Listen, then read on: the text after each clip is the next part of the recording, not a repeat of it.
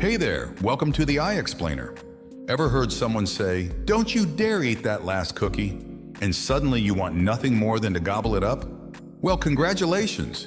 You've just experienced reverse psychology in action. Today, we're diving into this fascinating mind trick that's been used by parents, marketers, and even world leaders.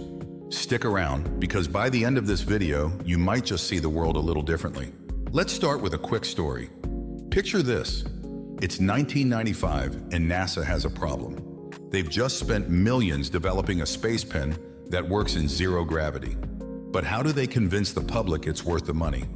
Their solution? They released a statement saying, "Don't buy these pens. They're too expensive for the average person." The result? People couldn't wait to get their hands on one. That, my friends, is reverse psychology at its finest. So what exactly is reverse psychology? Simply put, it's a technique where you advocate for the opposite of what you actually want, expecting the other person to do what you really desire. It works because of a little thing called psychological reactance.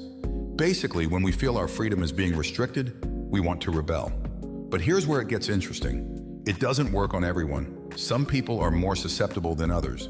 Generally, it works better on people who like to feel in control. It can backfire. Use it too much and people might catch on. Or worse, they might do exactly what you're telling them to do. It's all about subtlety. The best reverse psychology is so subtle, the other person doesn't even realize it's happening. Now let's look at some real-world examples. In parenting, I bet you can't clean your room in 10 minutes. In sales, this product might be too advanced for you. In relationships, you're right, maybe we shouldn't go out tonight. Starting to see how it works? But here's the million-dollar question. Is it ethical? Well, like any tool, it depends on how you use it. Using it to manipulate people? Not cool. Using it to motivate someone to achieve their goals? That could be positive. So how can you use reverse psychology in your daily life? Understand your audience. It works better on some people than others. Use it sparingly. Overuse can lead to distrust.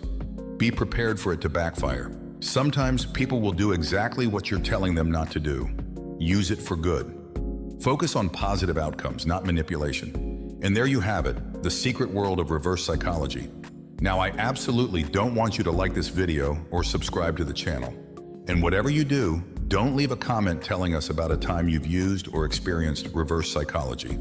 Until next time, keep questioning, keep learning, and remember, the mind is a powerful thing.